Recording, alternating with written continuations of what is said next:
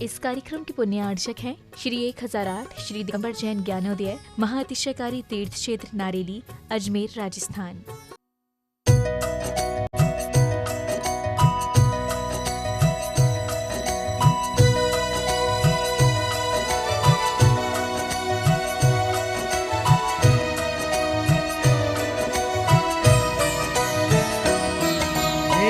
संत शिरोमणि धरती के, हे संत शिरोमणि धरती के, तुम्हें पता है सबके घट घट की, तुम्हें पता है सबके घट घट की।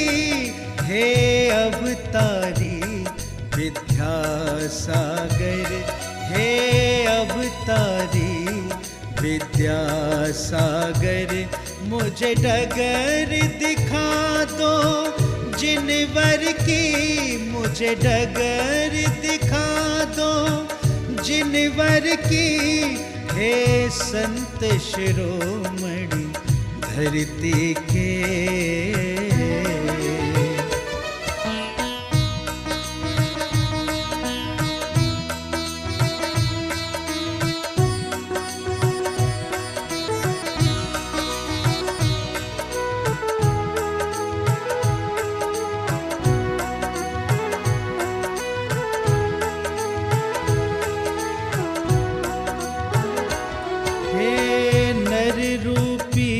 प्रभु नारायण, हे नर रूपी प्रभु नारायण, तेरे दर्शन का सौभाग्य मिला।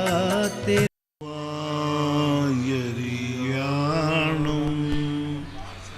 नमो वज्रायाणं,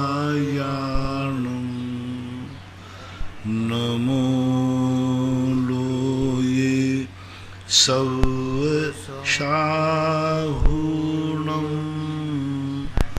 पंच परमेष्टि भगवान की जय हो। आचार्य श्री गुरुवर कुंद कुंद महाराज की जय हो। आचार्य श्री गुरुवर विद्यासागर महाराज की जय हो। परम पूज्य निर्यापक मुनि श्री 108 सुधा सागर जी महाराज की जय। जय हो। परम पूज्य निष्कम सागर जी महाराज की जय हो। भोपाल से आलोक जैन इनकी जिज्ञासा है।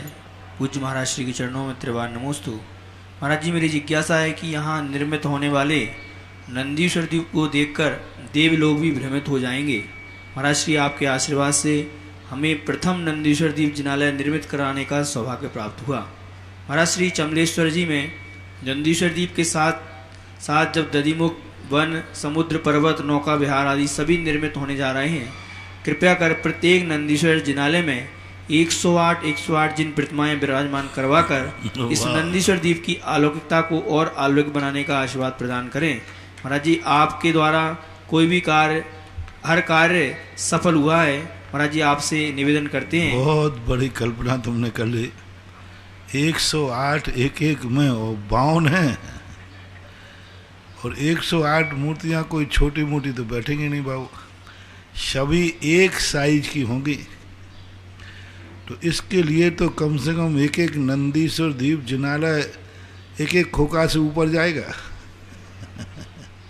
ज़्यादा ही जाएगा, क्योंकि 108 मूर्तियों के 108 गर्भालय कैसे बनेंगे उसमें, और 108 मूर्ति एक जिनालय में टोटल 108 हो तो फिर भी किया, एक एक जिनालय में 108 जिनालय, बहुत बड़ा उपक्रम हो जाएगा और बहुत बड़ा स्थिति बन जाएगी और बहुत महंगा हो जाएगा।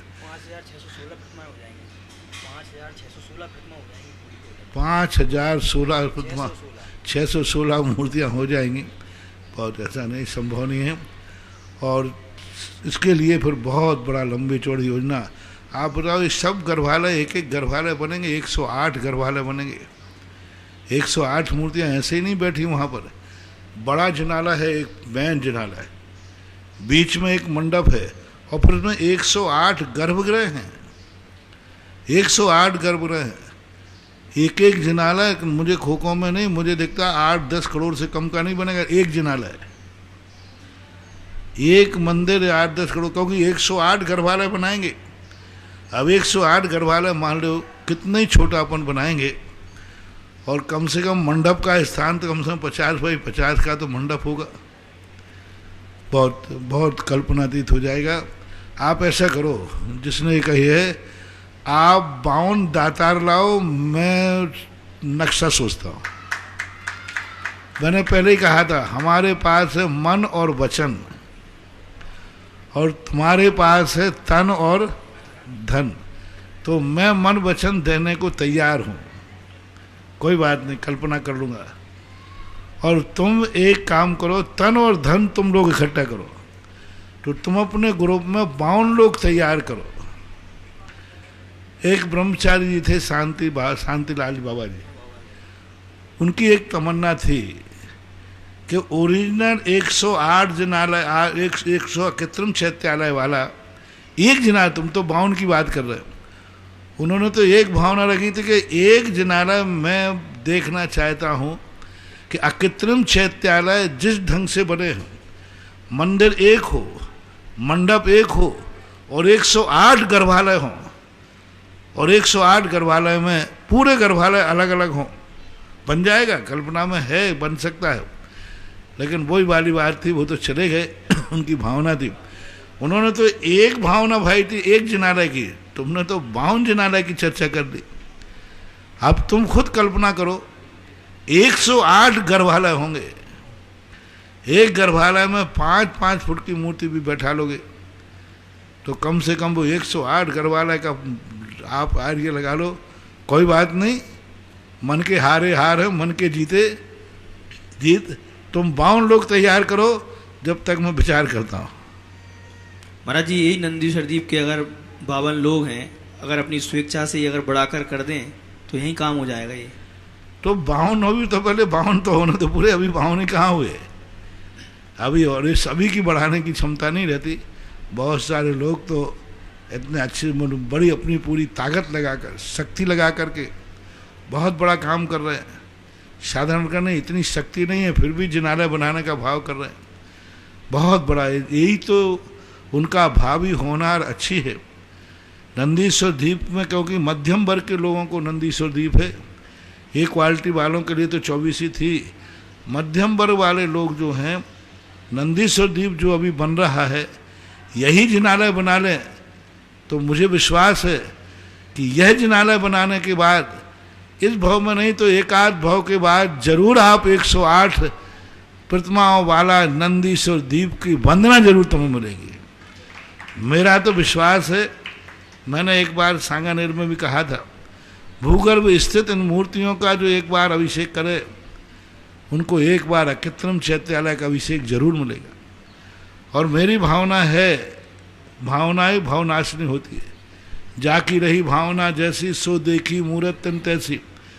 मेरा तो भाव है कि जो नंदीश्वर द्वीप यहाँ बना रहे हैं, एक नंदीश्वर द्वीप भी यदि जिनालय तुम बना रहे हो, नियम से इसका फल एक दिन वो 108 मूर्ति जो एक जिनालय में बैठी है, उस जिनालय की वंदना करने का मौका तुम्हें जरूर मिलेगा, जरूर मिलेगा, जरूर मिलेगा। क्योंकि आज तुमने इतनी भावना व्यक्त की, आज यहाँ पर नंदीश्वर द्वीप बनाने की भावना की। नंदीश्वर द्वीप हम नहीं जा सकते तो हमने नंदीश्वर द्वीप को यहाँ बुला लिया। पंचम काल की विशेषता सबसे बड़ी चीज़ है। हम भगवान नहीं बन सके, सिद्धालय नहीं जा सकते, हम भगवान को जमीन पर बैठा लेते। भक्त ग्रस्त देखो कितनी बड़ी बात है, ग्रस्त को पाबंदी की गई कि ग्रस्त तुझे मोक्ष नहीं मिलेगा, तुझे भगवान नहीं बन पाएगा, तू ग्रस्त अवस्था से सीधा। तो ग्रस्त तो बहुत होशियार बढ़िया होता है। अच्छा, मैं भगवान नहीं बन पाऊंगा, तो ऐसा उपाय निकाला कि भगवान को ही मंदिर में बुला लिया। या तो मैं, हम लोग तो भगवान बनेंगे तो वहीं पहुंचेंगे, तुमने कहा भगवान मैं तो तुम्हें वहां तक आ नहीं पाऊंगा, आप ही यहाँ आओ। कितनी बड़ी श्रद्धा है नंदीश्वर द्वीप में लोगों की, कि नंदीश्वर द्वीप हम इसका अभाव में नहीं जा सकते। नंदीश्वर द्वीप तक यहाँ का कोई मनुष्य दर्शन नहीं कर सकता है, तो नंदीश्वर द्वीप को ही यहाँ रचना करना शुरू कर दी। नंदीश्वर द्वीप ही यहाँ बुला लिया कि मैं वहाँ नहीं जाऊँगा तो यहीं नंदीश्वर बनाऊँगा। यही घटना तो घटी थी गोमटेश बाहुबली में। जब पोधनपुर बाहुबली के भगवान के दर्शन करने की बात उनकी माँ ने कही, गुरु से पूछा तो गुरु कहते मुझे ही पता नहीं कहाँ है। तब नेमिचंद आचार्य महाराज ने पूज्यवर ने मार्ग निकाला कि नेमि गोमतेज बाहुबली यदि हमें नहीं मिल सकते हैं, हम वहाँ नहीं पहुँच सकते हैं, तो हम बाहुबली को यहीं बुला के दर्शन कराएंगे। बेजोड़ प्रतिमा, अद्वितीय प्रतिमा, देखो भावना देखो क्या है। वो बाहुबली तक हम नहीं पहुंच पाएंगे तो उन बाहुबली को मैं यहीं बुलाऊंगा। और ऐसी बेजोड़ मूर्ति के दर्शन आज गोमटेश बाहुबली सारे जगत के लिए आर्ट में आश्चर्य में आते। ये कहलाती श्रद्धा भावना। आज हम नंदीश्वर दीप यहाँ तुम्हारा बनाना कोई साधारण चीज नहीं बहान हुआ। नंदीश्वर का जिनारा जो तुम बना रहे हो कोई साधारण चीज नहीं। कितनी बड़ी चुनौती है प्रकृति को, कितनी बड़ी चुनौती है प्रकृति को। प्रकृति कहती है तुम नंदीश्वर द्वीप नहीं जा सकते हो। भक्त कहता है मैं नंदीश्वर द्वीप नहीं जा सकता हूं, लेकिन मैं नंदीश्वर को यहां बना करके पूजा कर सकता हूं। एक दो में से कोई एक रास्ता मिल गया। तो जो व्यक्ति इतनी श्रद्धा व्यक्त कर रहे हैं कि नंदीश्वर द्वीप की रचना यहां करके सारे जगत को दर्शन करने का मौका दे रहे हैं, वे जरूर एक दिन 108 प्रतिमाएं जिसमें विराजमान हैं, बस थोड़े दिन के बाद ही, जितनी उम्र है उतनी मान लो, उसके बाद सीधा जाकर के 108 प्रतिमाओं के दर्शन आप करोगे, आपकी भावना सफल हो और तुम्हारे मुख से निकला है, तुम्हारा भाव हुआ है तो हो जाए। कोई बड़ी चीज असंभव वाली चीज नहीं है। यदि लोग ठान लें तो वो भी संभव है। महावीर नगर कोटा से श्रीमती नविता जैन की जिज्ञासा है, पूज्य महाराज श्री के चरणों में नमोस्तु। महाराज जी जिज्ञासा है कि तत्वार सूत्र अध्याय 5 में कहा है कि एक भी परमाणु ना तो बनाया जा सकता है और न मिटाया जा सकता है, फिर इसे उदाहरण से कैसे समझें, कृपया समाधान करने के। क्योंकि वो द्रव्य है, द्रव्य वही है जो सत्वान रहता है। द्रव्य जिसका असत है उसका कभी अस्तित्व नहीं होता, और जिसका अस्तित्व है उसका कभी विनाश नहीं होता। सत का कभी अभाव नहीं होता और असत का कभी विनाश नहीं होता। ये प्रकृति का सिद्धांत है। परमाणु एक शुद्ध द्रव्य है और द्रव्य कभी अपने विनाश को प्राप्त नहीं होता। नाना पर्यायों को नाना स्कंदों में धारण करने के बाद भी अपनी वह स्वयं सत्ता नहीं हुआ है। इसी कारण से तो इसमें द्रव्यत्व गुण, वस्तुत्व गुण, अस्तित्व गुण, ये सारे गुण हैं जो उसकी सत्ता को कायम रखते हैं। इसलिए विनाश किसी भी द्रव्य का नहीं होता, पुद्गल का तो क्या। महाराज श्री पुनः इनकी जिज्ञासा है, महाराज श्री मैं पर पदार्थ से भिन्न हूँ ये भेद विज्ञान हुआ, परंतु सांसारिक अवस्था में आत्मा पुद्गल सहित है ये साफ दिख रहा है, फिर भिन्न कैसे मानूं? संसार से ही मोक्ष होना है और एक समय पहले तक शरीर रहेगा ही, समस्या है, कृपया सुलझाने की कृपा करें। दूध में पानी मिला रहता है, हमें कहीं दिखता नहीं कि अलग है, लेकिन फिर भी आप मानते तो हैं। थर्मामीटर लगा के देखते इसमें कितना पानी है और आप बता देते कि इतना पानी इतना दूध है, और आपको दिख नहीं रहा। दोनों मिल गए, संसार अवस्था में मिले हुए हैं, लेकिन पानी का अंश बता देता है। इसी प्रकार से भली आत्मा कर्मों के साथ मिली है, लेकिन भेद विज्ञान रूपी थर्मामीटर से, भेद विज्ञान रूपी उस मीटर से वह नाप लेता है कि कितना हमारा पौद्गलिक संबंध है और मेरा वास्तविक स्वरूप क्या है। हंस के अंदर एक कला होती है, आपकी मशीन में कला है, हंस में कला होती है। कितने दूध में पानी मिला दो, वो मुंह में दे के पानी नीचे गिरा देगा और दूध पी लेगा।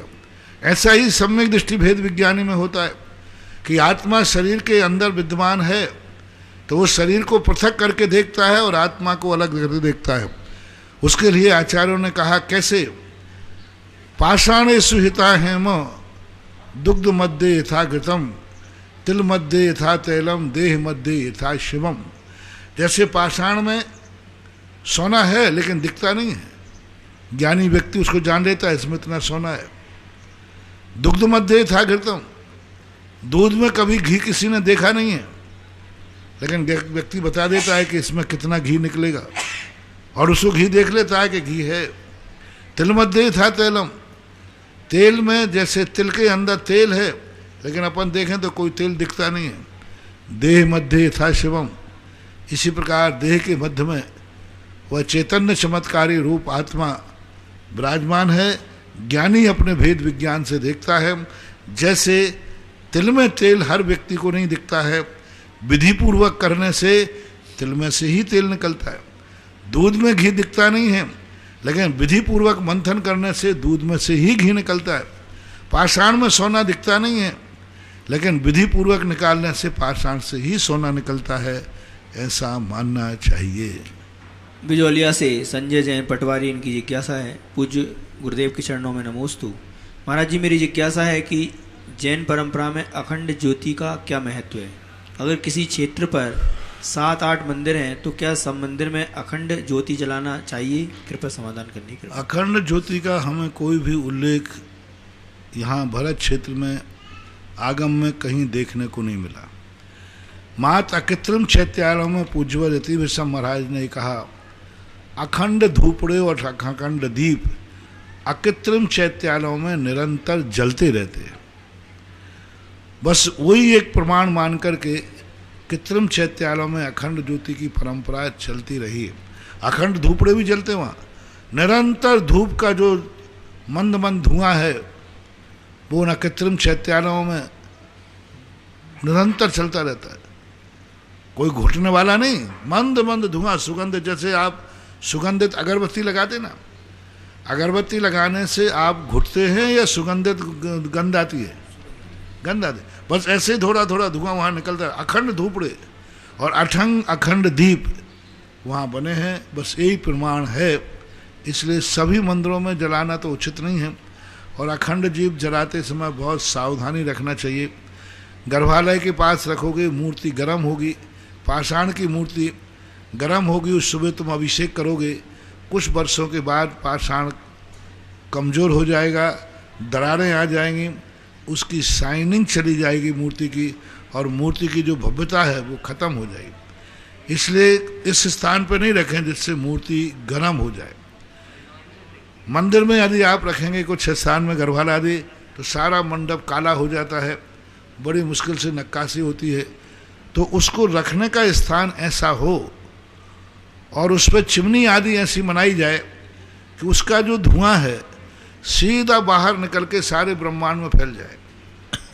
आजकल चिमनी आप लोग ऐसी बनाने लगे जैसे आपके रसोई घर के ऊपर चिमनी बनती है, रसोई की जो गैस वगैरह है ना, ऐसा गैस होता है, पाइप रहता है, गैस बाहर निकाल देते।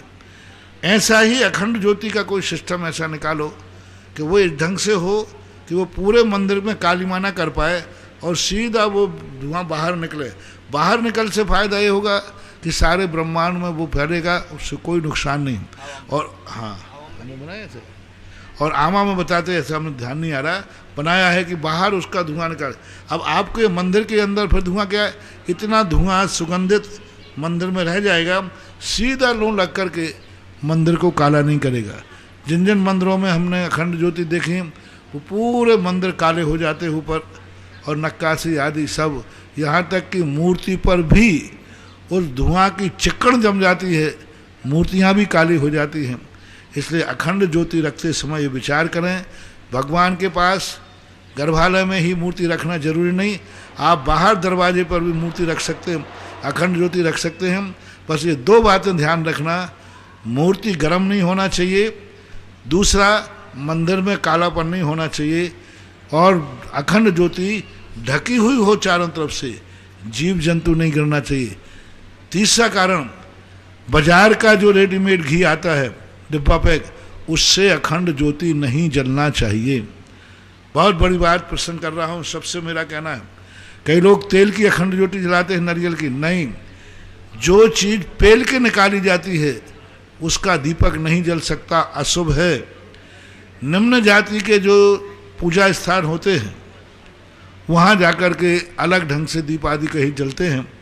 तेल का दीपक अरहंत पंच परमेष्टि मानो, पंच परमेष्टि के यहाँ पंच परमेष्टि की पूजा में कभी भी तेल का दीपक नहीं जलना चाहिए। तेल शुद्ध है, ठीक है, लेकिन अशुभ है। क्या कहा, तेल शुद्ध है लेकिन तेल अशुभ है। ज्योतिष शास्त्र में लिखा कि यदि तुम कहीं यात्रा पर जा रहे हो और कोई तेल लेकर के मिल जाए तो अशुभ कहा, और घी का घड़ा मिल जाए तो शुभ है। इसलिए सभी लोगों से मेरा कहना है, कई लोग नारियल के तेल से दीपक जलाने लगे हैं, बिल्कुल गलत परंपरा है, ठीक नहीं है। कभी भूल करके बिना दीपक के रह जाना, लेकिन कभी तेल का दीपक मत जलाना। दिवाली पर भी तेल के दीपक मत जलाना, क्योंकि वो अरहंत भगवान की पूजन है, अशुभ है। इसलिए घी जो आज वर्तमान में बाजार का डिब्बा पैक आ रहा है, जो थैलियाँ पैक आ रहा है, ये दीपक जलाने के लिए उपयोग करना बहुत बड़ा दोष है। आप देखो उसमें घी है ही नहीं, और कितना गंदी चीज़ें उसमें डलती हैं, कितनी गंदी चीज़ें बताते, चर्बी तक डल जाती है। और आज सब सिंथेटिक्स घी आ रहा है ज़्यादातर, जो डिब्बा पैक जितना आ रहा है ना, उसमें सेंट डला हुआ है, वो घी है ही नहीं। सिंथेटिक्स जितना घी बन रहा है आज, उसके अखंड ज्योति मत जलाएं, उससे पाप है, मंदिर को तो नुकसान है ही, तुम्हें किंचित मात्र भी लाभ नहीं है। घी वही मंदिर में प्रयोग करें जो घी आपके परिचित वाले का हो। ठीक है, आपके घर में नहीं है तो कोई बात नहीं, परिचित वाले का हो, जिसको आप जानते हैं और जिसके बाद मालूम है कि यह घी निकालता है, घी जमाता है और घी उससे लिया जाता है और विश्वसनीय है।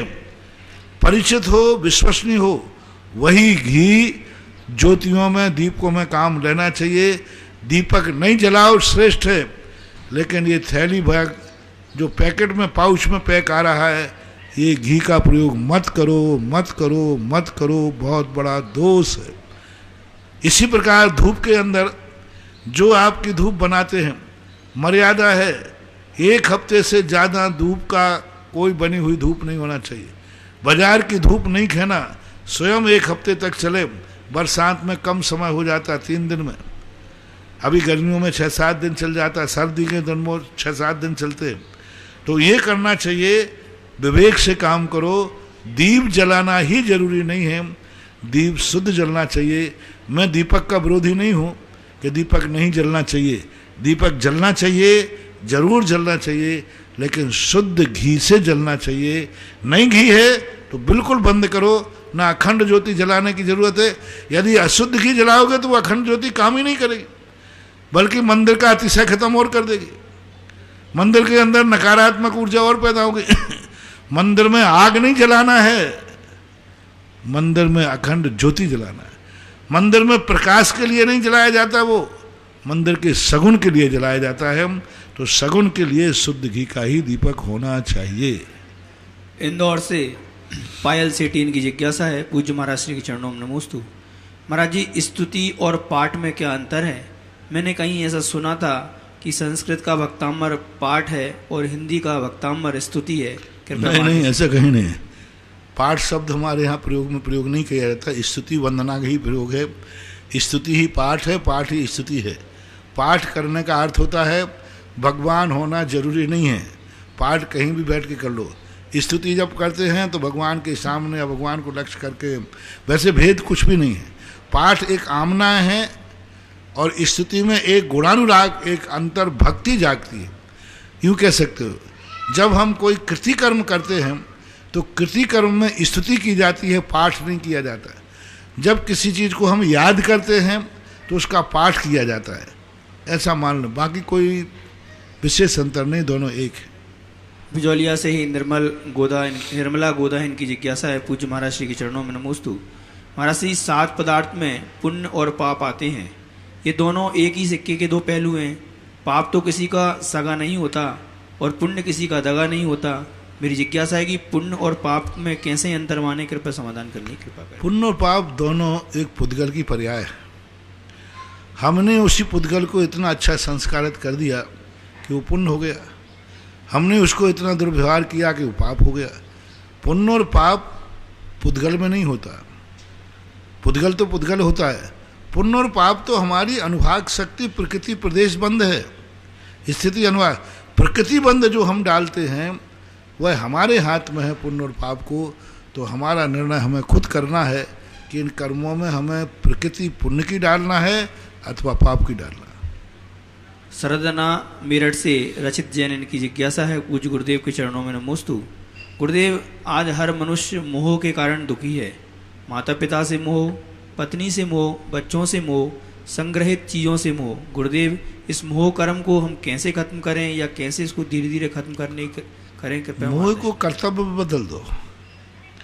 मोह को हम कर्तृत्व के रूप में लेते हैं तो ये मोह हमें परेशान करता है, और कर्तव्य का रूप आ जाएगा तो सब कुछ सही चलता रहेगा, लेकिन हमें आकुल व्याकुल परिणाम नहीं आएगा। हम कर्तृत्ववादी बन जाते। बाप बेटे के लिए कर्तृत्ववादी है, मैं इसका कर्ता धरता हूँ, मैं इसको मिटा दूंगा, मैं इसको बना दूंगा। कर्तव्य बुद्धि पे आ जाओ। मेरा बेटा है, उसका पालन करना मेरा कर्तव्य है। ये मेरे पिता हैं, इनकी सेवा करना मेरा कर्तव्य है। ये मेरा परिवार है, इसके लिए मुझे अच्छी तरह व्यवस्था करना, कमाना मेरा कर्तव्य है। कर्तव्य बनाओ, कर्तृत्व मत बनाओ। कर्तृत्व जब जब बनाओगे आपको संक्लेश होगा, आप कर नहीं पाएंगे, आप उदासीन हो जाएंगे। आप कर लेंगे तो आपको अहंकार आएगा। और कर्तव्य में हो जाए तो अच्छी बात है, नहीं हो जाए तो क्लेश नहीं आया। हर क्रिया में कर्तव्य को लाइए। कर्तव्य में और कर्तृत्व में बहुत अंतर है। ऐसा करेंगे तो हम सब कुछ व्यवस्था ज्यों की त्यों चलती रहेगी, लेकिन आत्मा के परिणाम को आकुल व्याकुलता नहीं होगी। कोटा से नविता जैन इनकी जिज्ञासा है। पूज्य महाराज श्री के चरणों में नमोस्तु। महाराज श्री, पुद्गल को भी कथनचित चेतन कह सकते हैं क्या? क्योंकि जीव तत्व के साथ है, या नहीं कह सकते?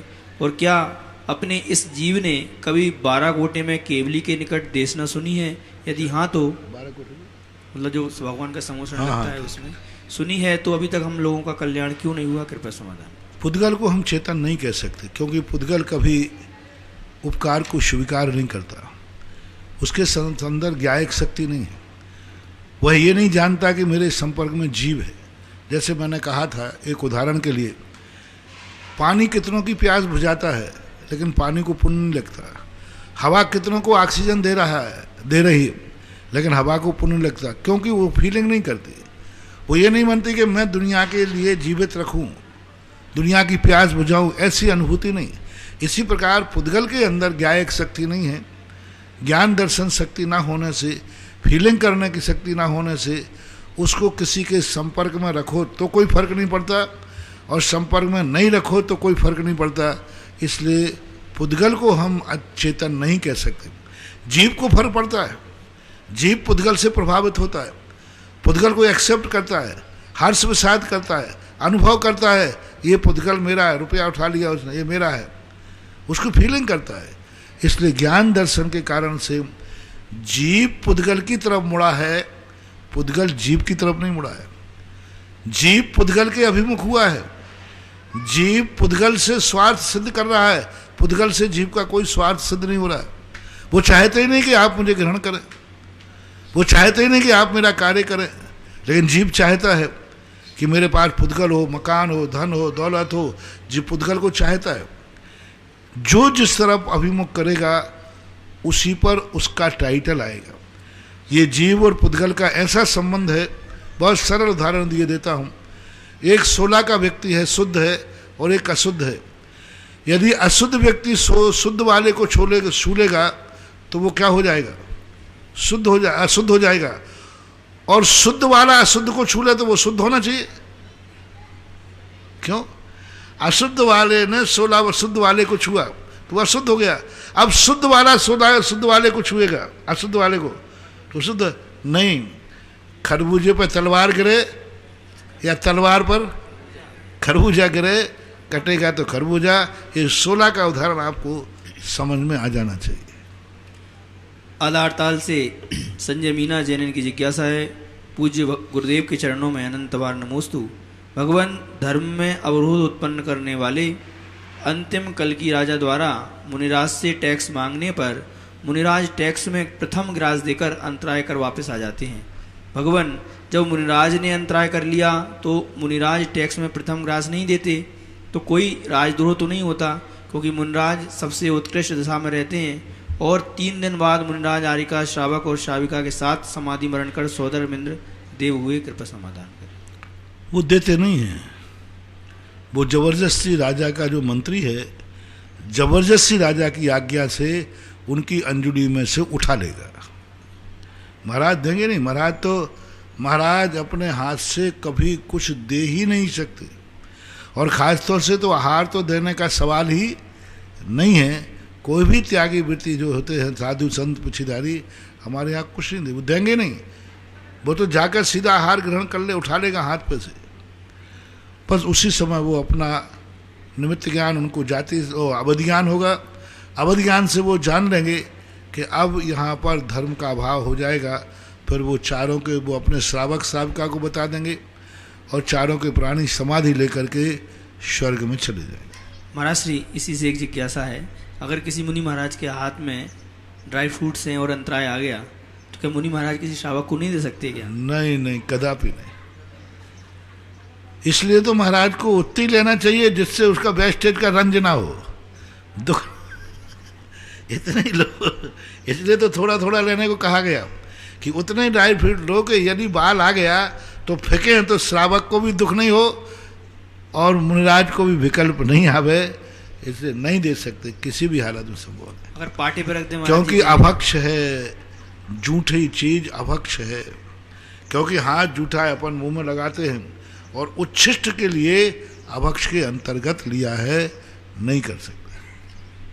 सूरत गुजरात से नेमीचंद पिराका, इनकी जिज्ञासा है, पूज्य गुरुदेव के चरणों में त्रिवार नमोस्तु। महाराज श्री, क्या देवगति में जाने के बाद वह देव भरत क्षेत्र, विदेह क्षेत्र और ऐरावत क्षेत्र में भगवान के दर्शन मूल शरीर से कर सकते हैं या नहीं? नहीं, मूल शरीर विमान के अंदर स्थित जो जिन बिंब हैं उन्हीं के दर्शन करते हैं, विमान से बाहर कदापि नहीं निकलता। परम पूज्य आचार्य गुरुदेव श्री विद्यासागर जी महाराज के आज्ञानुवर्ती शिष्य निर्यापक श्रवण मुनि पुंगव श्री सुधासागर जी महाराज के मुखारविंद से देश विदेश में अपने घरों पर ब्राजी टीवी के समक्ष जिनवाणी चैनल, सुधा कलश चैनल के माध्यम से जिज्ञासा भेजने वाले, सुनने वाले, देखने वाले उन सभी भक्तगणों की ओर से गुरुवर के चरणों में त्रिवार नमोस्तु नमोस्तु नमोस्तु। इस क्षेत्र पर चलने वाले सहस्कूट जिनाले हेतु एक प्रतिमा आई है सहस्कूट की 1,71,000 में।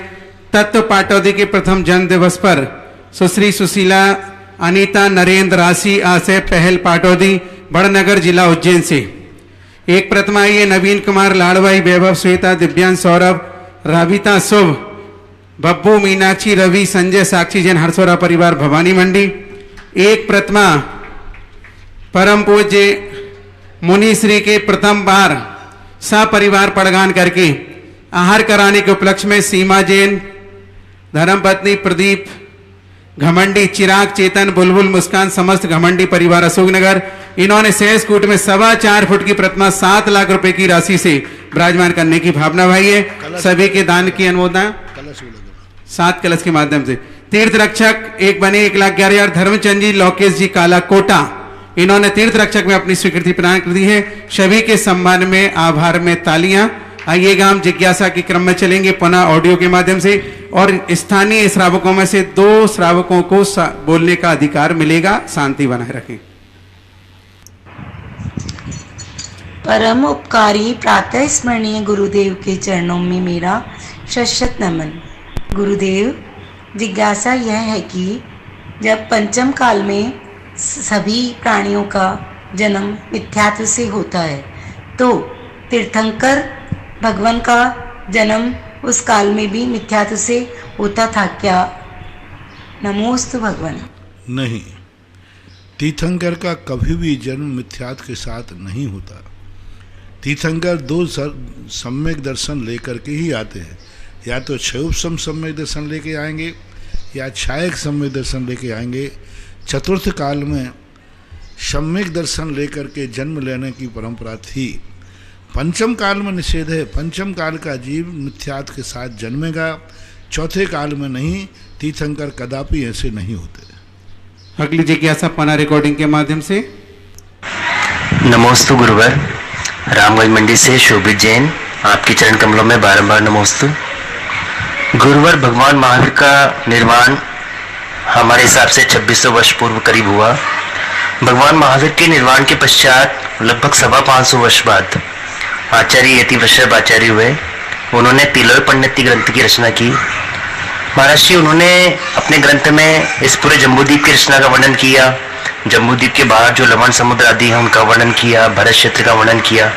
लेकिन महाराज जी, आज जो समुद्र में दिखाई दे रहे हैं, प्रशांत महासागर, हिंद महासागर आदि जो भी हमें रचनाएं दिखाई देती है, उन सबका वर्णन महाराज श्री उन्होंने अपने आगम में क्यों नहीं किया? क्या उस समय पर भौगोलिक रचनाएं ऐसी नहीं थी या उस समय कुछ और व्यवस्थाएं थी? इसको कैसे समझे महाराज श्री? कृपया समाधान। समय समय पर नाम बदलते गए। अभी आप 100 साल के पहले देखिए किन किन के क्या क्या नाम थे, आज वो नाम ही नहीं मिलते। गांव के नाम, शहरों के नाम, प्रांतों के नाम। अभी यहीं देख लिए, पहले इसको मेवाड़ बोलते थे, आज मेवाड़ नाम खत्म होकर भीलवाड़ा हो गया। हाड़ौती थी, अब नए लोग तो हाड़ौती जानते नहीं कि हाड़ौती है क्या। जिले में सब कहते थे ढूंढार है जयपुर, शेखावाटी है, तो पुराने लोग जानते, नए लोग तो जिला जानते हैं। कोई तो नहीं बोलता नए लोग के मैं मेवाड़ में रहता हूँ, सब कहते मैं भीलवाड़ा। तो अब धीरे धीरे करके ये नाम पलट जाएंगे, फिर सोचेंगे मेवाड़ कहाँ था, हाड़ौती कहाँ थी। तो ये समय समय के अनुसार नामों का परिवर्तन। रही बात भौगोलिक स्थिति की, तो भौगोलिक संरचना भी काल आदि दोषों के कारण परिवर्तित होती रहती है।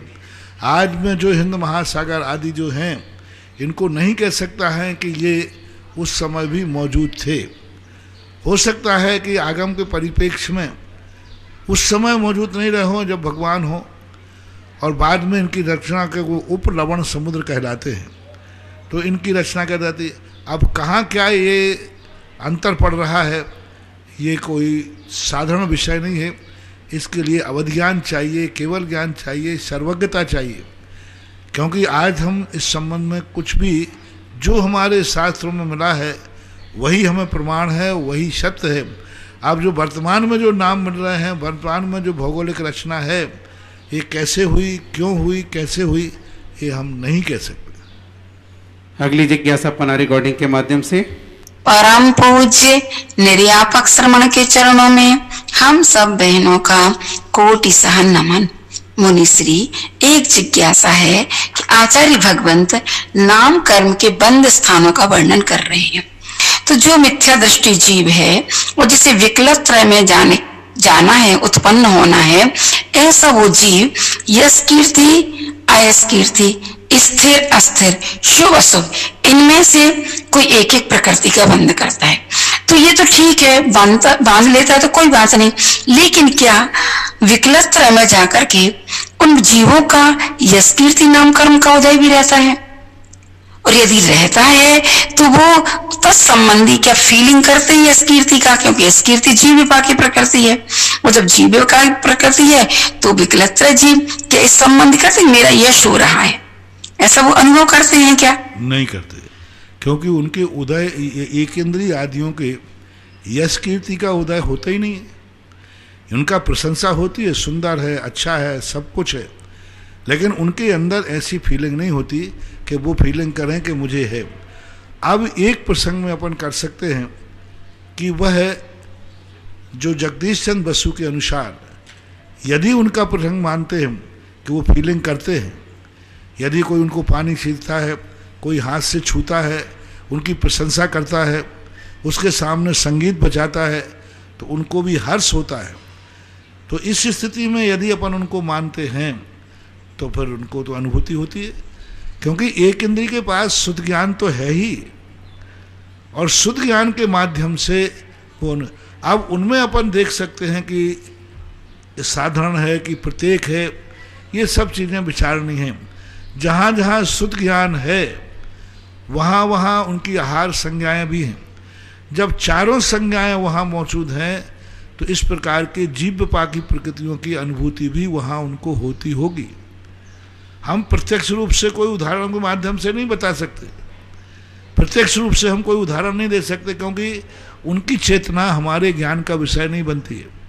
लेकिन आगम के अनुसार जो उनका शुद्ध ज्ञान है, जब उनकी चारों संज्ञाएं हैं, चारों संज्ञाओं की वो अनुभूति करते हैं, अनुभव में आता है, तो फिर वो दूसरे का संपर्क पा करके अच्छे बुरे की भी उनकी कल्पना होती होगी।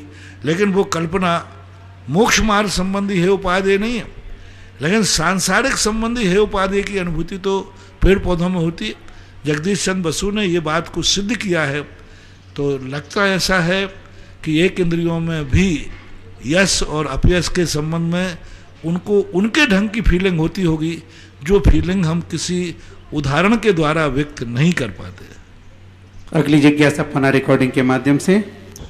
मेरी परम उपकारी गुरुदेव के चरणों में त्रिबार नमोस्तु। हे गुरुदेव, भाव आश्रव और भाव बंध में क्या अंतर है? कहते हैं कि आत्मा की जिन परिणामों से कर्मों का आना होता है वह भाव आश्रव, और जिन परिणामों से आत्मा के जिन परिणामों से कर्म आत्मा के साथ एक में खो जाते हैं, ये मात्र कथन भेद होता है, क्योंकि आश्रव और बंध एक समय में होता है। उसी भावों में ऐसा परिणाम बना है, उसी भावों में ऐसा संस्कार है जो कर्मों को आश्रित कर देता है, उसी परिणामों में ऐसा अंश बैठा है जो बंद कर देता है। एक समय में अनेक कार्य देखे जाते हैं, परिणाम एक है, एक ही समय में अनेक कार्य देखे जा रहे हैं। जैसे एक अग्नि जल रही है, उसी समय वो लकड़ी को जला रही है, भात को पका रही है और प्रकाश भी दे रही है। अब ये तीनों विरोधी कार्य हैं, लेकिन तीनों एक समय में हो रहे हैं। इसी प्रकार से एक समयवर्ती परिणाम में ऐसे भी अंश में शक्ति होती है कि एक जो शक्त्यंश है, एक जो उसके अंदर योग्यता है वो आश्रव कराने की है, उसी के अंदर एक योग्यता बंद कराने की है, उसी के अंदर एक योग्यता संबर कराने की है, उसी के अंदर एक योग्यता निर्जरा कराने की है। अभी पूज्यपाद स्वामी ने निर्जरा के लिए कहा, जिस समय बंद एक ही परिणाम में एक समय में आश्रव, बंद, संबर, निर्जरा चारों घटा दिए एक समय परिणाम में। ये मत समझना कि बंद का परिणाम अलग है, संबर का परिणाम अलग है, निर्जरा का परिणाम अलग है, आश्रव का परिणाम अलग है। नहीं, एक समय वर्ती में चार विरोधी कार्य हो रहे। आश्रव बिल्कुल भिन्न है, बंद बिल्कुल भिन्न है, संबर और निर्जरा तो बिल्कुल भिन्न है, लेकिन एक समयवर्ती परिणाम में ऐसी शक्ति होती है।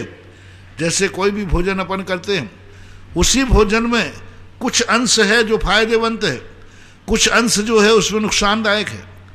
कई बार कहते हैं ये चीज़ मत खाना, बोले क्यों? इसमें इतना अंश तो फायदेमंद है, लेकिन इतना अंश नुकसानदायक है, वस्तु एक है। तो इस प्रकार की व्यवस्था मानना चाहिए। अगली जिज्ञासा पुनः रिकॉर्डिंग के माध्यम से। नमोस्तु महाराज जी, नसीराबाद से नमन सेठी। कदली घात मरण कैसे होता है तथा समुद्र घात क्या होता है, कैसे होता है? नमोस्तु महाराज। कदली घात का मरण का अर्थ है किसी उपक्रम के माध्यम से, किसी निमित्त के माध्यम से जितनी आयु मिली थी उतनी आयु प्राप्त न करके बीच में मर जाना। उदाहरण देते हैं कि एक मटके में पानी भरा है, एक उसमें छेद है, एक एक बूंद करके खाली हो रहा है। वो 24 घंटे में खाली होगा, लेकिन किसी ने एक पत्थर मार दिया तो पूरा पानी कितनी देर में खाली हो गया? तुरंत। इसको बोलते कदली घात। अकाल मरण कहो, कदली घात कहो, ये एक अर्थवाची है। समुद्र घात का अर्थ होता है किसी एक निश्चित प्रकार के अलग अलग कषाय, वेदना अलग अलग अपने आत्मा के प्रदेश शरीर के अंदर रहते हुए अपना फैल जाना, शरीर के बाहर फैल जाना, निकल जाना नहीं, फैल जाना। निकलने में तो मर गया, फैल जाना। अपने आत्मा के शरीर जो हैं अभी शरीर के अंदर विद्यमान हैं। समुद्र घात में एक प्रदेश से लेकर 3 लोक तक प्रमाण में फैलने की शक्ति रखते हैं, उसको समुद्र घात बोलते हैं। अगली जिज्ञासा पुनः रिकॉर्डिंग के माध्यम से। परम पूज निर्यापक श्रवण मुनि श्री 108 सुधा सागर जी महामुनिराज के श्री चरणों में रविंद्र कुमार जैन, अरविंद ऑप्टिकल्स, टीकमगढ़ वालों का कोटि कोटि नमोस्तु। हे गुरुवर, हम सभी इस कोरोना काल में भी अपने को सौभाग्यशाली मान रहे हैं कि आप जैसे गुरु हमें मिले, क्योंकि आपकी ही कृपा से हमारे लिए दिन में 3-3, 2-2, 3-3 क्लासें सुनने को मिल रही हैं। हे गुरुवर, इसके बाद याद नहीं होता, फिर भी मन तृप्त नहीं हो रहा है, और हम आपके श्रीमुख से प्रातः काल की बेला में यदि श्रावक का चार पढ़ने को मिल जाए तो हम सभी श्रावकगण श्रावक का कैसा आचरण होना चाहिए, कैसी क्रियाएं करना चाहिए और कैसे रहन सहन करना चाहिए, तो हम लोग बड़े ही अपने आप को खुश नसीब मानेंगे। नमोस्तु गुरुवर। नमो। पहली बात जो तुम लोग कह रहे हो कि हमारा आपकी कृपा से हम लोगों को, हमारी कृपा से नहीं मिल रहा है, ये जो पुण्यार्जन कर रहे हैं ना, ये लाइव में, उनकी कृपा से मिल रहा है। जय हो। मेरी कृपा से तो मैं उतने ही सुना रहा हूं जितने पंडाल में बैठे हैं। ये तो धन की बदौलत है, धर्म की कीमत नहीं है। मैं धर्म सुना रहा हूं, लेकिन ये धर्म आप तक जो भेज रहा है वो धर्म नहीं है, धन है। ये जो श्रेष्ठी वर्ग है, पिछली बार भी मैंने कहा था, लॉकडाउन के समय जो ये लाइव पुण्यार्जक चला रहे हैं, इनको कितना पुण्य लग रहा है। जो लोग मंदिर नहीं जा पा रहे, गुरुओं के पास नहीं जा पा रहे, मजबूर हैं, और उनको घर में जाकर गुरु की वाणी सुना रहे हैं, ये जिस लॉकडाउन के समय जो पुण्यार्जन कर रहे हैं, ये है इनको शुद्ध केवली बनने का पुण्य। जय हो, जय हो। ये है इनका क्षोभसम, क्योंकि ये प्रकृति कह रही कि हम तुम्हें गुरु तक पास तक नहीं पहुंचने देंगे।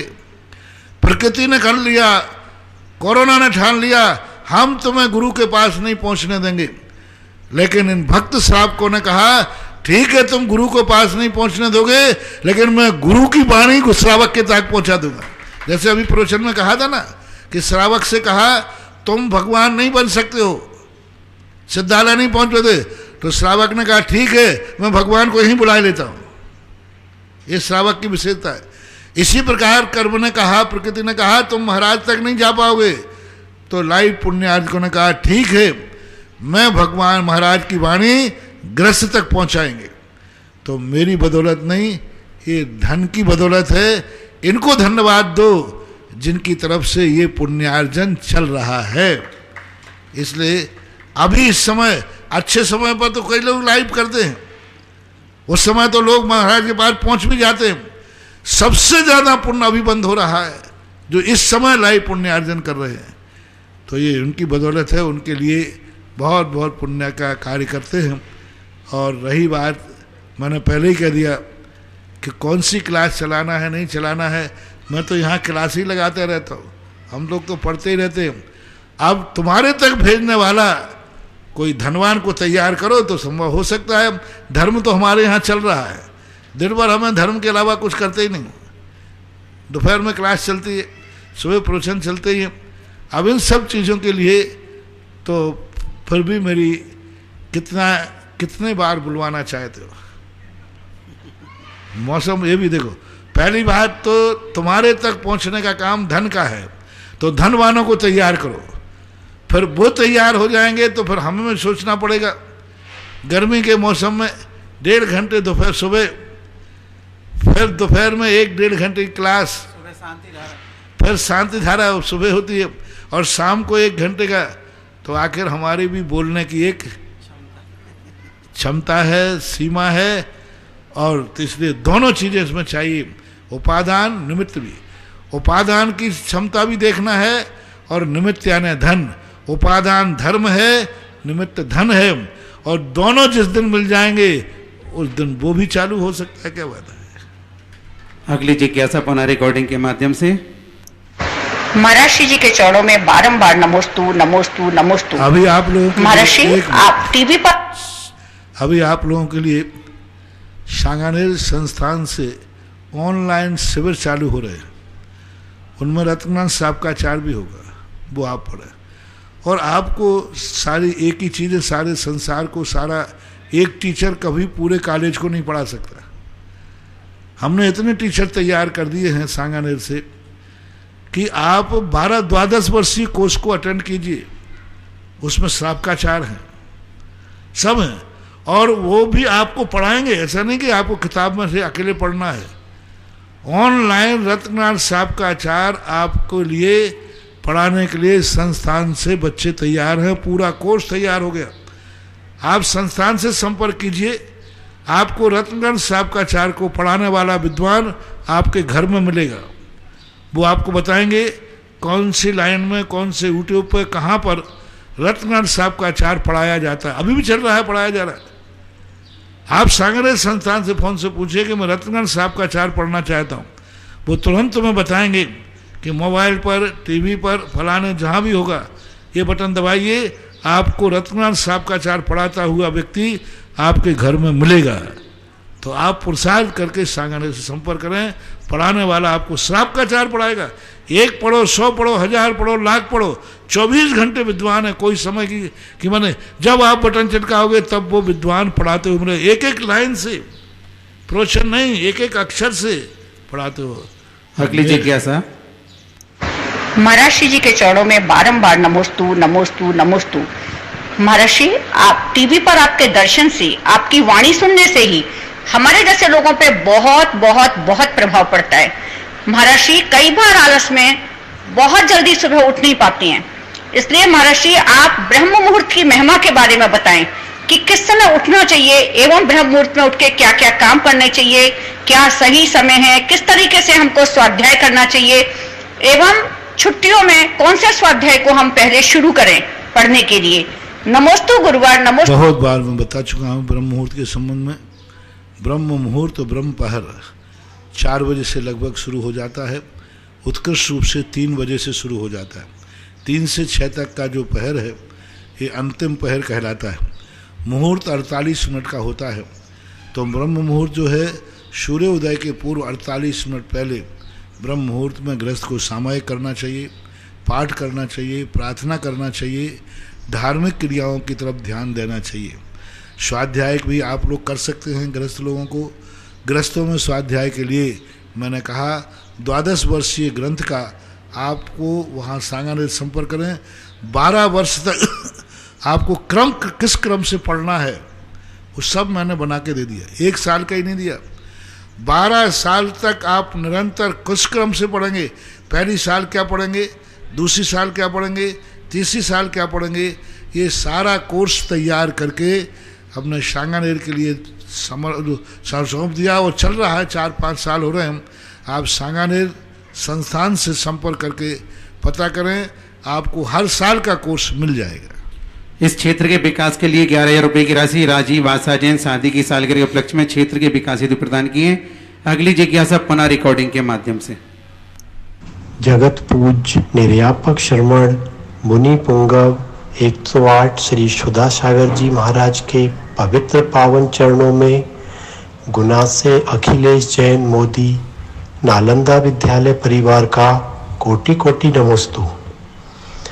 पूज्य श्री, आज की मेरी जिज्ञासा श्रावक के 6 आवश्यकों को लेकर है। हो गई ये तो कल हो गई, इसमें कल हो गई थी। महाराज श्री के चरणों में त्रिकाल बार नमस्तु। महाराज श्री, 16 कारण भावना में जो संवेग भावना आई है उसका क्या अर्थ है, कृपया समझाएं। संवेग भावना का अर्थ है हमेशा भयभीत रहना पापों से, संसार से, हमेशा। संवेग का अर्थ आवेग, भागना, उत्तेजना, संसार के विषय कसायों से व्यक्ति हमेशा भयभीत रहता है, उसको संवेग बोलते हैं। संवेग भावना कहो, संवेग कहो, तो वो हमेशा एक ही चिंतन करता है, मैं संसार से कब छूटूं, इस संसार के विषय कसायों से कब छूटूं, पर का आलम्बन लेकर के मैं कब स्वतंत्र हूँ, वो दिन। तो जितना ज़्यादा उसके मन में एक भाव निरंतर चलता रहता है, उसको संवेग भावना बोलते हैं। अगली जिज्ञासा पुनः रिकॉर्डिंग के माध्यम से। वचन सिद्धि के धारी जगत पूज्य निर्यापक श्रमण मुनि पुंगव श्री सुधा सागर जी महाराज के पावन पुनीत चरणों में गुना से अखिलेश जैन मोदी नालंदा विद्यालय परिवार का कोटि कोटि नमोस्तु। हे पूज्य श्री। अगली जिज्ञासा नीलम जी काला महुआ। जिज्ञासा कल हो गई। नीलम जी काला तैयार हैं और सुशीला जी गोदा बागुदार। मेरे आराध्य गुरु के चरणों में मेरे और मेरे परिवार की तरफ से त्रिकाल बार नमोस्तु नमोस्तु नमोस्तु। मुनि श्री, मेरी जिज्ञासा है कि जीवन में हमें सही निर्णय कैसे लेना चाहिए। काय की निर्णय? जीवन में हमें सही निर्णय कैसे लेना चाहिए। सही निर्णय लेना चाहिए हानि लाभ देख करके, स्वपर के संबंध में सोच करके। जो निर्णय मैंने जा रहा हूँ उस निर्णय से मेरे को और दूसरे को हानि तो नहीं है। यदि हम दोनों को हानि है, मान लो हमें फायदा है, सामने वाले को हानि है, तो वो निर्णय नहीं लेना चाहिए। स्वपर प्रकाशी होना चाहिए। कोई भी निर्णय हो उसमें ये देख लो मुझे भी लाभ है, सामने वाले को लाभ है, वह सही निर्णय कहलाता है। और इस माध्यम से व्यक्ति गलत निर्णय लेगा ही नहीं। जब व्यक्ति स्वार्थी हो जाता है, दुनिया जाए कुछ भी हो मुझे लाभ होना चाहिए, गलत निर्णय हो जाता है। तो ऐसा मानना चाहिए। सुशीला जी गोदा बागुदार, इसके बाद तैयार हैं अंजना जी गोदा खजूरी।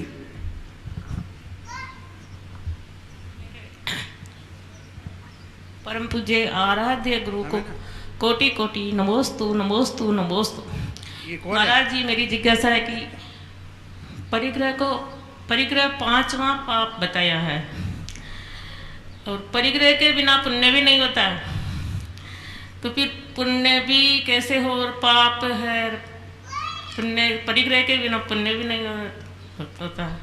तो हमेशा हमने कहा ना, एक वस्तु के दो पहलू होते हैं।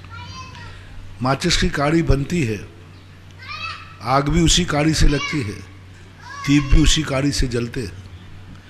माचिस की काड़ी से यदि नहीं हो दुनिया में तो कितना अच्छा होगा, किसी के मकान में आग नहीं लगेगी। तो फिर यह भी पक्का है कभी दीप नहीं जलेंगे और दीप जलेंगे ही नहीं। इसी प्रकार से माचिस की काड़ी के समान परिग्रह आपकी पूजा में आता है, धन बुराहु भला कहेंगे। तो इसका अर्थ है कि हम यदि उसका सदुपयोग करते हैं तो फिर वो परिग्रह की कोटि में नहीं आता, वो उपकारी की कोटि में आता है। और यदि हम परिग्रह का दुरुपयोग करते हैं, गलत मार्ग की तरफ ले जाते हैं, तो वह परिग्रह महापाप के रूप में आता है। इसलिए वस्तु हमेशा, इसलिए जैनागम ने वस्तु को परिग्रह नहीं कहा, मूर्छा परिग्रह। मूर्छा का अर्थ है तुम वस्तु को क्या उपयोग कर रहे हो। जैसे मान लीजिए कोई घड़ी है, अब ये घड़ी मुझे रखी है, परिग्रह नहीं है, क्योंकि मेरी इसके प्रति मूर्छा नहीं है। टाइम देख रहा हूँ लेकिन मूर्छा नहीं है। जिसकी घड़ी है उसको मूर्छा है कि महाराज के उठने के बाद मुझे उठाना है। तो जब मूर्छा आ जाती है तो परिग्रह हो जाता है। जब उसका सदुपयोग करते हैं, धन का यदि हम सदुपयोग करते, मैंने कहा ना, आज ये लाइव पुण्यार्जन जो कर रहे हैं, इनको धन परिग्रह कहाँ है, ये तो पुण्य कमा रहे हैं। कितने लोगों को प्रवचन सुना रहा है, जिज्ञासा सुना रहा है, तो ये तो पुण्य कमा रहा है, इनको परिग्रह का रूप नहीं लगेगा। इसलिए ऐसा मानना चाहिए। अगली जिज्ञासा इसके पूर्व महाराज जी सुरेश जी पटवारी बिजौलिया से पूछ रहे हैं, गुरुदेव के चरणों में नमोस्तु। महाराज श्री, कोई भक्त बिजौलिया के जिनालय में बहुत बड़ा विशाल घंटा लगाना चाहता है, लेकिन उसकी भावना साथ साथ में ये भी कि घंटा लगाने का हमें कौन सा पुण्य लगता है।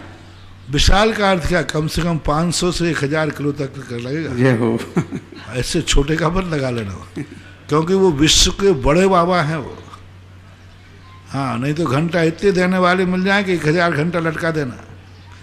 वहाँ पर जो घंटा लगना है, विश्व में अभी कहीं घंटा ना हो, इतना विशाल घंटा लगाने की बात है। उतना विशाल घंटा लगा रहा हो तो बहुत बड़ी चीज़ है। घंटा तो एक मंगल है, 8 मंगलों में एक मंगल होता है, और हमेशा घंटे के माध्यम से वहाँ का वातावरण शुद्ध होता है और एक अपने आप में मंगल रूप होता है। तो पहले उनकी ये पूछो कितना बड़ा लगा रहे हो। बहुत बड़ा तो तुमने कह दिया, लेकिन बनाने वाले से पूछो, अभी तक तुमने जितना बड़ा घंटा नहीं बनाया हो, क्या इतना बड़ा वो बनाएगा? जैसे अभी तक विश्व में कहीं भी इतने बड़े खुले पाषाण की पार्श्वनाथ की मूर्ति कहीं नहीं है। जय हो। गुफा में चिपकी हुई है, गुफा के अंदर, लेकिन अलग से पाषाण की बनी हुई नहीं है। ऐसा ही लोग वहाँ बिजौलिया के बड़े बाबा के मंदिर में सब चीज ऐसी होना चाहिए जो विश्व में प्रथम हो। इसलिए घंटा भी, सुरेश बाबू, आप पहले घंटे के संबंध में आप पता करें कितना बड़ा अधिक से अधिक बना है, उससे अधिक बड़ा बनाओ, और बनाने वाले से भी पूछो कि इतना बड़ा वो बनाने की लगते हैं। घंटा नहीं, घंटा टंगे वहाँ, घंटी नहीं। जय हो। अंजना जी गोदा खजूरी। परम पूज्य आराध्य गुरुवर को मेरा और मेरे परिवार की ओर से त्रिकाल बार नमोस्तु नमोस्तु नमोस्तु। महाराज जी, मेरी जिज्ञासा है कि बाहुबली भगवान पे जो लता छाई थी वो किसका जीव था? बाहुबली भगवान ने जो लता छाई थी वो किसका जीव था? कोई जीव नहीं, पृथ्वी का वनस्पति का जीव थे, अनंत जीव थे। जो लताएं छाई हुई थी उन लता में तो अनंत जीव थे, क्योंकि वनफरी काइया जीवा अनंता, कोई एक जीव नहीं था। अब यदि अपन प्रत्येक नामकर्म की अपेक्षा एक जीव मानते हैं तो वो कोई निश्चित जीव नहीं बताया गया कि वो जीव कौन था, क्योंकि लता साधारण भी होती है, प्रत्येक भी होती है, प्रत्येक में एक ही जीव होता है, लेकिन आगम में तो कहीं नहीं मिला कि वो कौन सा जीव था। यानी तुम्हारा भाव ये है कि कहीं बाहुबली से उसका पूर्व भाव में कोई पेड़ पौधों के संबंध में ऐसा नहीं मिलता, क्योंकि उनको अनुभूति नहीं होती ऐसा। नमस्ते। अंतिम जिज्ञासा ब्रह्मचारी गौरव भाई अजमेर। मेरे आराध्य गुरु महाराज के चरणों में बारंबार नमोस्तु नमोस्तु नमोस्तु।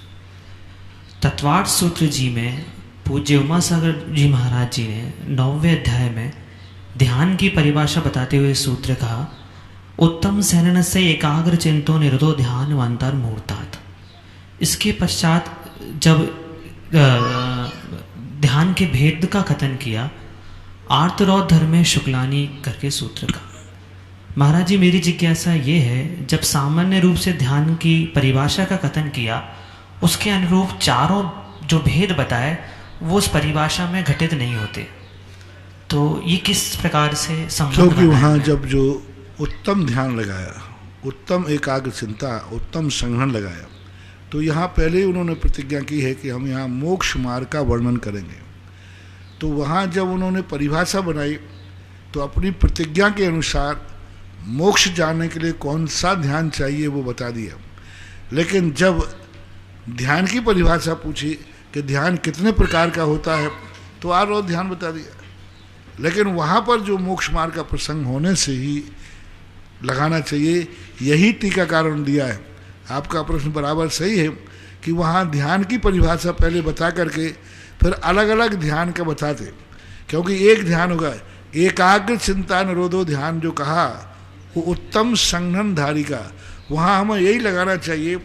ऊपर ध्यान की परिभाषा नहीं बनाई है, उत्तम संघननधारी को कौन सा ध्यान होता है ये बताया गया।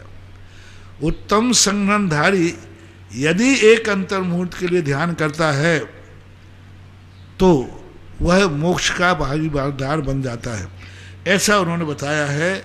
तो वहाँ मोक्ष मार्ग का प्रसंग होने से वहाँ धर्म ध्यान या शुक्र ध्यान ही लेना चाहिए, अन्य ध्यान नहीं। प्रश्न बराबर उस सूत्र के संबंध में उठता है, पहले भी स्वाध्याय के समय ये प्रश्न वाचनाओं आदि के समय हुआ है, पर उसका समाधान एक ही है कि मोक्ष मार्ग का प्रसंग लगाएंगे तभी बनेगा, अन्यथा प्रश्न खड़ा होगा। आज की आरती करने का सौभाग्य नवदा भक्ति पूर्वक प्रदान करके प्रदीप जी घमंडी का परिवार, साथ में कबूल चंद जी का परिवार रहेगा। इसके पूर्व हम जिनवाणी स्तुति करेंगे। जावाणी के ज्ञान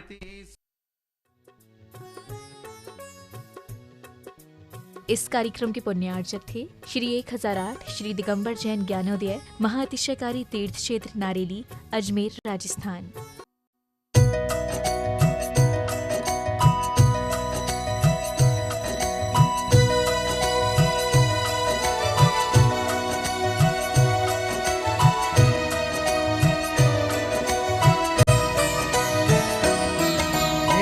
संत शिरोमणि धरती के, हे संत शिरोमणि धरती के, तुम्हें पता है सबके घट घट की, तुम्हें पता है सबके घट घट की, हे अवतारी विद्यासागर, हे अवतारी विद्यासागर, मुझे डगर दिखा दो जिनवर की, मुझे डगर दिखा दो जिनवर की, हे संत शिरोमणि धरती के।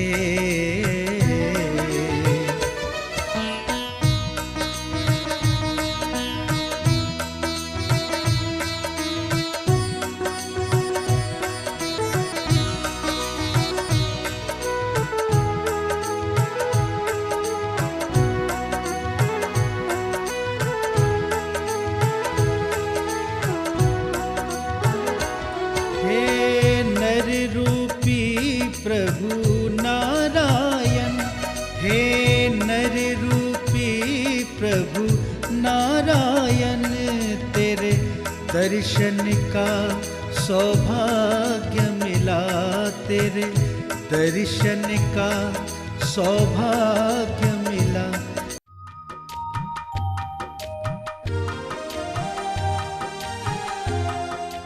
कोरोना महामारी के इस आपदा काल में पुण्यार्जन का महाअवसर। क्षेत्र पर प्रतिदिन मुनि सुब्रतनाथ भक्तामर विधान, जिसकी राशि 1,51,000 रूपए, क्षेत्र रक्षक 1,11,000 रूपए, एक गाय आजीवन गोद 1,11,000 रूपए, भक्तामर आरती प्रतिदिन दीपक सहित 2,500 रूपए। त्यागी व्रतियों के भोजन की व्यवस्था के लिए निशुल्क भोजन कराया जाता है, जिसकी सालाना राशि 1,00,000 रूपए। प्रतिदिन गौशाला में हरा चारा एक दिन की राशि 21,000 रूपए। और भी बहुत सारी योजना है। निम्न नंबर पर आप संपर्क कर सकते हैं। अध्यक्ष श्री मनीष जैन गदिया 9829008908, महामंत्री श्री अतुल जैन दिलवारी 9829070625, कोषाध्यक्ष श्री मिश्री लाल जैन गदिया 9414993780, क्षेत्र प्रभारी बाल ब्रह्मचारी सुकांत जैन 9928091110।